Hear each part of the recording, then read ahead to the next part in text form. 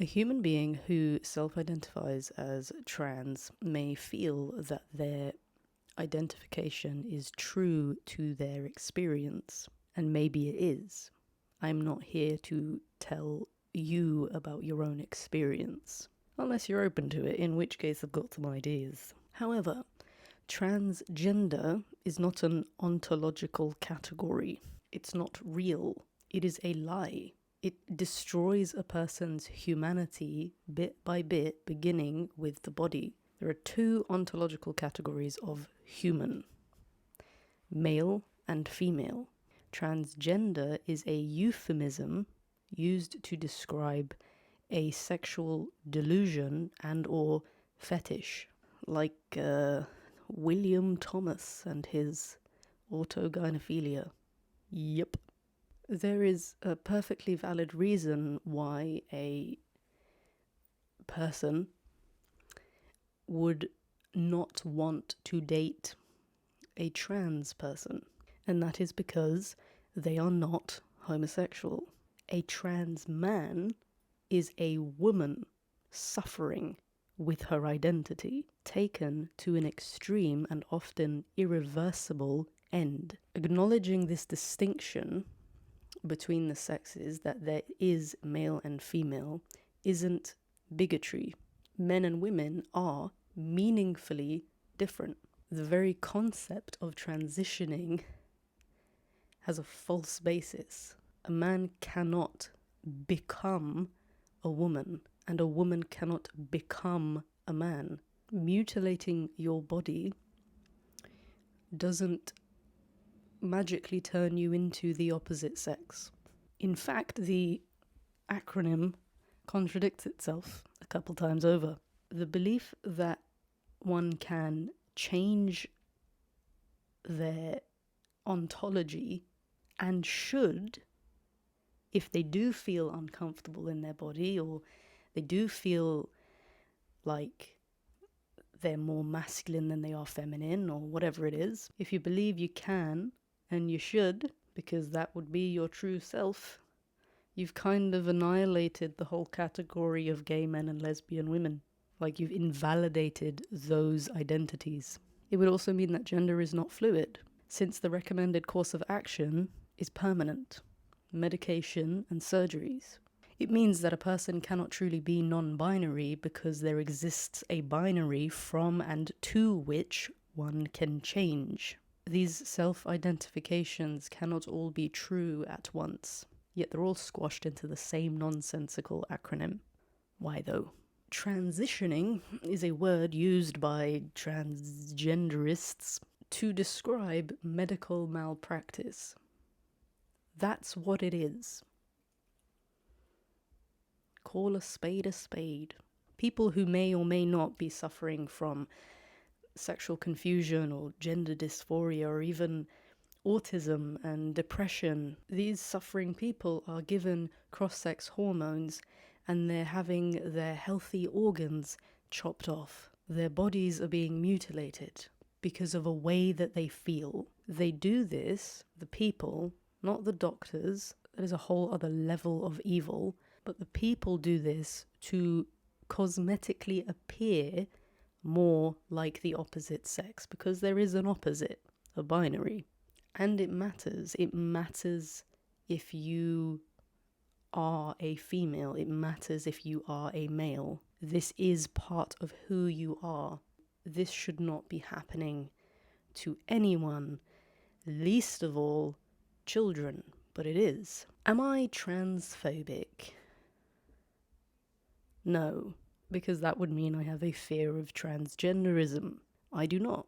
I simply acknowledge it for what it is: a delusion. It is a confusion. It is a person, a human being, suffering deeply, a person who feels totally at odds with themselves.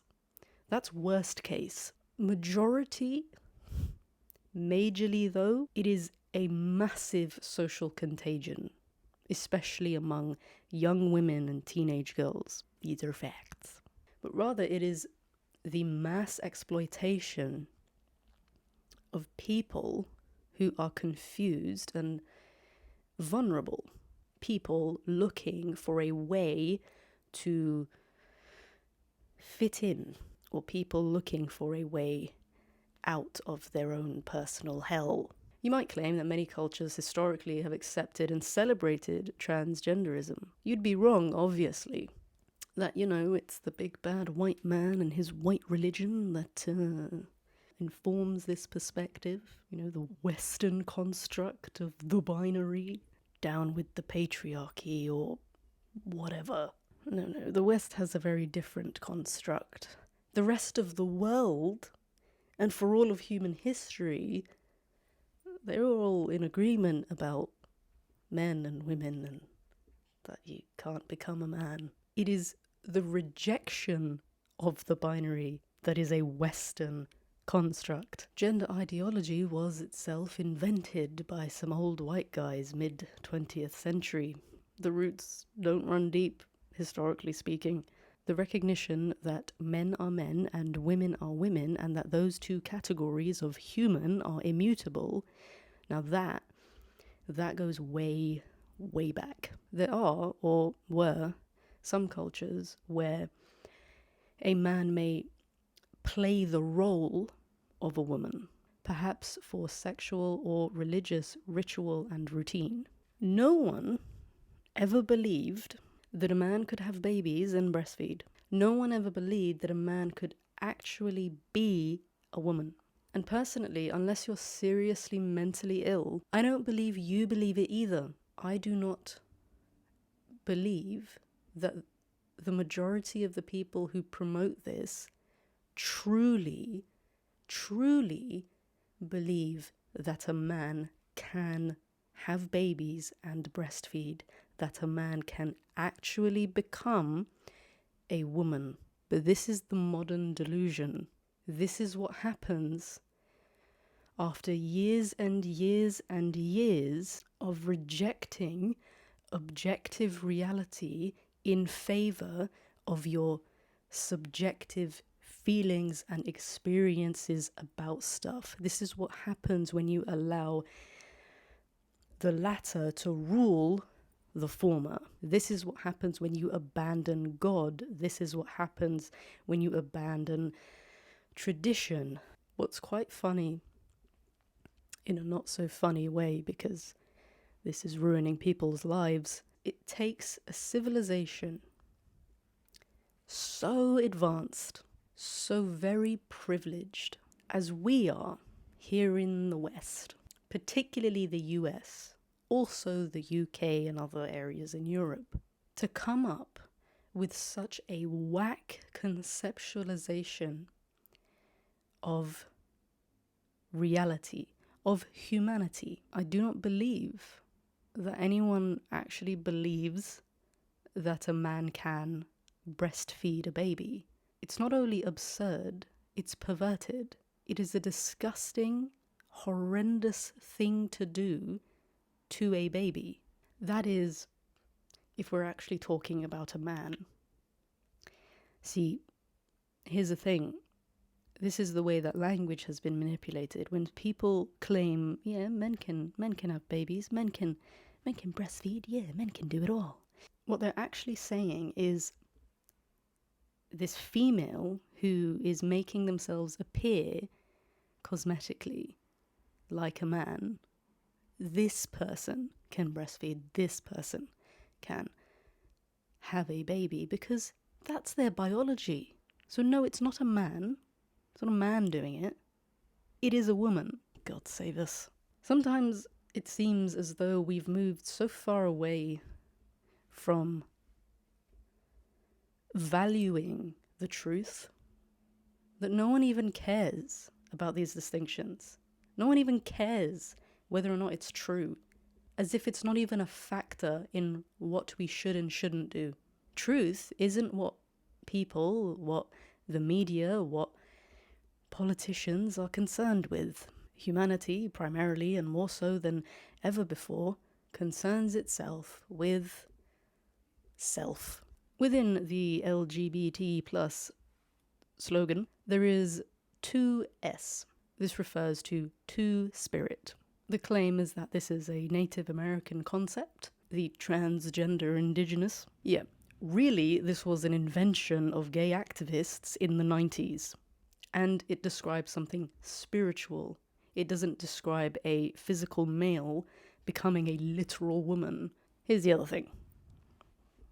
If it were true that trans identifying people have existed in such commonplace manner throughout history and in such large numbers, but we don't know it because they didn't come out because it wasn't safe, or society didn't allow them to, because they weren't affirmed and they weren't allowed to live their truth openly. And if you go so far as to say that if you don't affirm these people now, if you don't affirm them, they will kill themselves and their blood will be on your hands. Legit, that is what doctors are telling parents. So if all of this is true, if these people were just in hiding, shouldn't we find like this epidemic of people, particularly young people, children, wouldn't we find this epidemic of them killing themselves? Children committing suicide? We should, if that were anywhere near true. But we don't find that, because it's not true. Gender ideology causes, and if not causes, exacerbates problems. It solves nothing. It helps no one.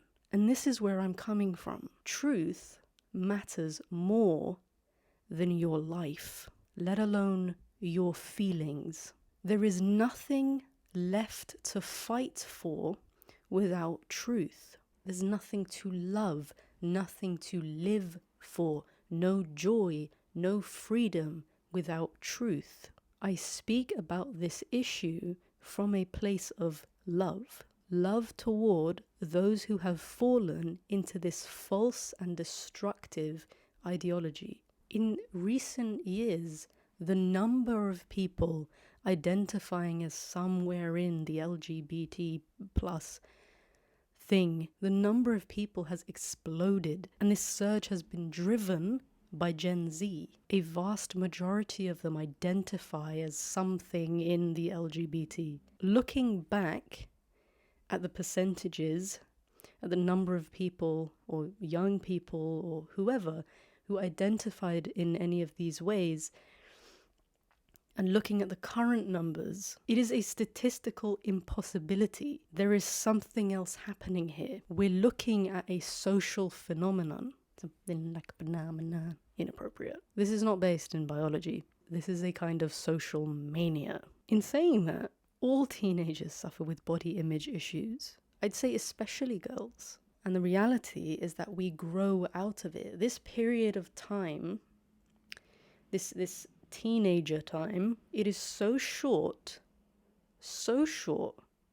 in view of the rest of your adult life. May you live many years. It's such a short period of time that the way you feel about yourself shouldn't cause you to make these permanent decisions about your body, about your future. This time is fleeting, it's highly emotional, it is rarely ever reasonable, and it is a necessary part of the human experience, of human growth. But the reality is that we do become used to our bodies, we do become more comfortable in our bodies. But it's fine if you're not totally comfortable with yourself all of the time, even as you grow up. It's normal.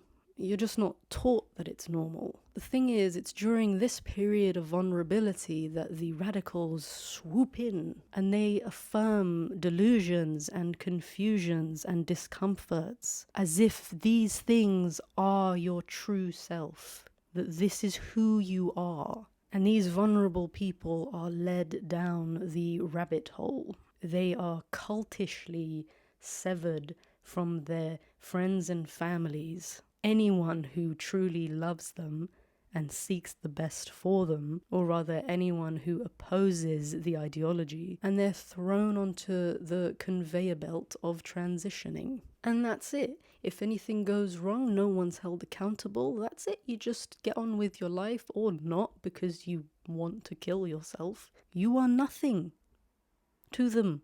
This is all successful or convincing because of this false distinction between sex and gender. The belief is that sex is physical, it is biological, and gender is socially constructed. If that's true, if gender is a state of mind, if it is socially constructed, would just change your mind. It's possible. You can change your mind. You can do work in therapy or however to change your mind to come more into alignment with who you are. Because if it is a social construct, it can be socially reconstructed. It is far easier to change your mind than to change your body in the way that is proposed. Changing your body requires extremely painful and expensive surgeries. Surgeries that sterilize you. Surgeries that take skin grafts from your arms and legs to create grotesque caricatures of genitalia. Why don't you just change your mind? Save yourself a lot of hurt. But then the same people will then claim that no, you can't just change your mind, idiot. No, gender is biological. That's the opposite of the first thing you said. You know, the reason that the claim is made in the first place is because gender ideology, like all false belief systems, is just this huge game of whack-a-mole. You dismantle one argument and then they jump to another one, no matter how inconsistent and contradictory it is. So is gender biological? Then one of the most prominent beliefs is that the brain of a trans man, say, so a woman, resembles the brain of an actual man. So in clear words, the claim is, the experts say, studies show that some women have male brains. This must mean that they are literally men. Now, this isn't actually true. This isn't science. Nor should we expect it to be true. Since again, this is one long game of whack-a-mole. This mole roots gender ideology in biology, in hormones, in the physical brain. It wasn't so long ago that we were encouraging children to believe that, you know, boys and girls are really the same. Girls, you can do whatever a boy can do because there's no difference. There's no biological difference. It's just a patriarchal myth. But now there is a biological difference, and it proves that trans people are a real ontological category. No. Just no. No. It doesn't. Anyway.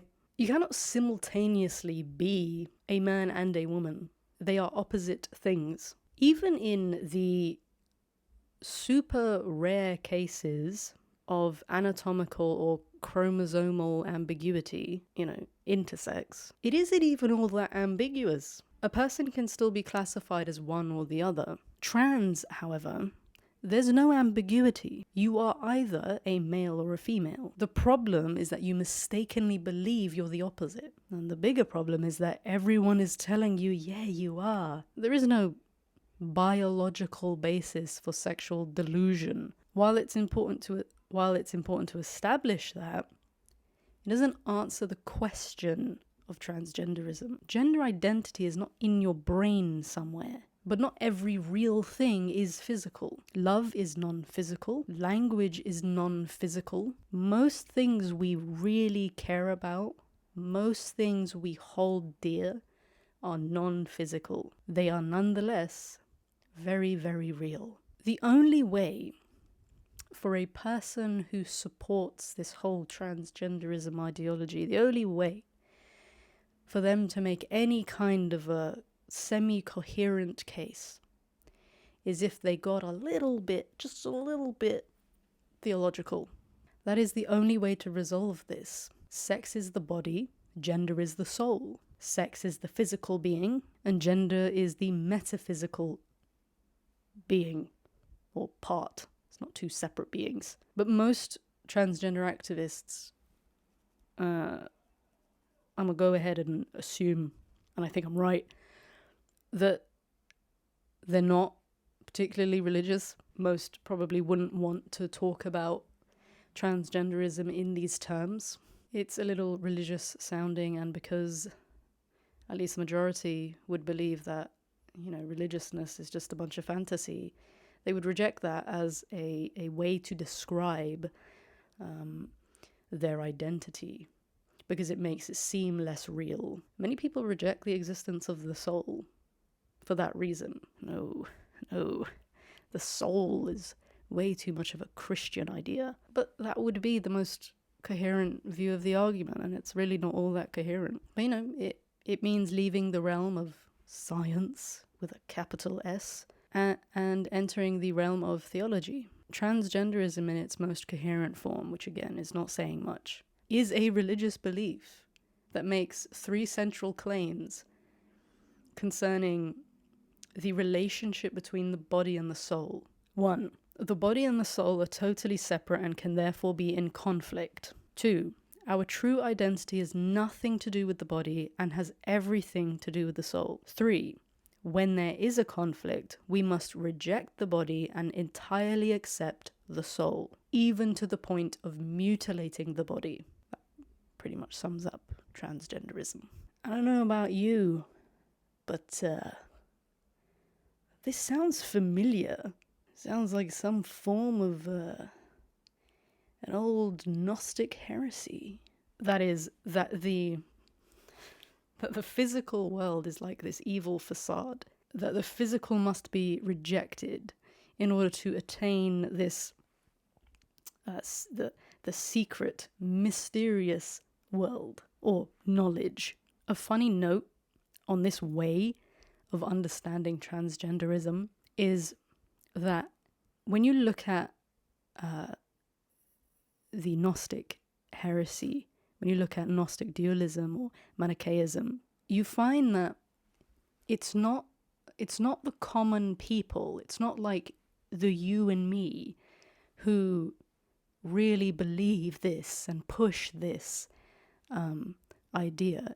It's the intellectuals, it's the people with all the degrees, it's the people in charge of the institutions, people in charge of the country, even the celebrities. It is among them that these fanciful ideas about reality were popular or are popular. How many celebrities have suddenly come out as somewhere on the LGBT spectrum? How many of their kids are suddenly trans? Why is this such a vested interest among politicians and institutions? Yup. Because intellectuals are often stupid. That's why. They're so smart, they make themselves dumb. They lose common sense, they intellectualize everything. Or could just be that they're hungry for money. And there's a lot of money in transgender surgery. And, pharmaceutical companies pushing antidepressants and antipsychotics and all these drugs, these hormonal treatments. There's lots of money in it, so it could just be good old-fashioned greed. But, that's not how things work. Soz. The body is not a prison for the soul. The soul is the animating principle of life. The body gives it form. It's bloody beautiful. Transgenderism is entirely wrong psychologically, biologically, theologically. It benefits no one, it harms everyone, and it should be rejected by society in its entirety. No one has some natural human right to deluded and destructive behavior. No doctor, no therapist has the right to threaten your parents or to mutilate your body or to pump you full of cross-sex hormones. These are not rights.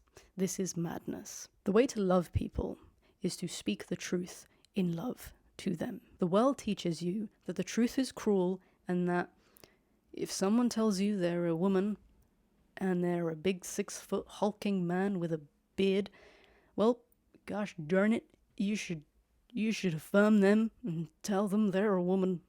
That's the way that the world frames the conversation. The truth is too cruel. How dare you tell him he is not a beautiful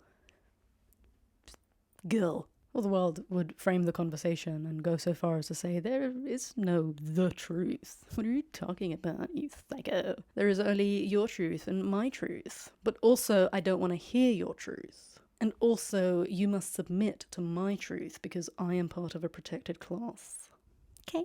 No thank you. I'm opting out of that game. It's not that the truth is too cruel and that lies will soothe you and set you free. Lies are cruel and the truth will set you free. Sometimes love is tough. Sometimes love ain't easy. In fact, it rarely ever is easy. So, what's the motivation for all this transgender stuff? Why is this being pushed? Well, as all successful socialist agendas, the people must become revolutionaries. Who are the most vulnerable? Well, the ones with the squishiest brains. The children, the teenagers. The motivation is to create a generation of revolutionaries, of rebels. A rebel people. And sex is one of the most powerful forces in human nature. If you can control people through sex, through their sexual identity, through their sexual desires, you can very easily mold them to whatever you want. Especially true of children and teenagers, particularly in school. Education isn't merely reading and writing and math. It's social. It's ethics. It is often the place where young people begin to mold themselves, begin to detach from the family identity, and seek to create or to form some kind of an individual identity. So, rebels, revolutionaries. The motive is also in part, or rather, this would be the underlining reality of the situation. It is the age-old attempt to redefine reality, or rather to destroy it through redefinition. Ye shall be as gods. Remake society. That's the plan. If you can redefine human nature, if you can get everyone to believe, or even if they don't believe, if they just say and submit, if they at least comply with the idea that a man is a woman and a woman is a man, probably one of the most absurd things you could come up with, you can redefine anything. And that's the heart of this. This is the fall, people. We all recognize humanity gone wrong, and we all have this desire for justice, for things to be made right. And people are searching for salvation through medication and surgery. So long as we remain in ignorance, in sin, in vice, we will continue to go down this slope, being very confused, disordered, destructive, depressed, depraved human beings. We have to turn around. Repent or die. Love you, bye. My name is Christ Defender. I defend the Christian faith. I answer questions and criticisms concerning Christianity. If you like what I do and you would like to support me, there are 3 ways. One of them I don't really know very much about, so someone better do it and tell me what happens, so that I can then tell you. One is Patreon, that is monthly support, and then there is Teesprings, or if you're in the UK, you can use Spreadshirt. That's where you find my merch. And then there is the third one that I don't know very much about, which is called Buy Me a Coffee. Thank you so much. Love ya. See you later.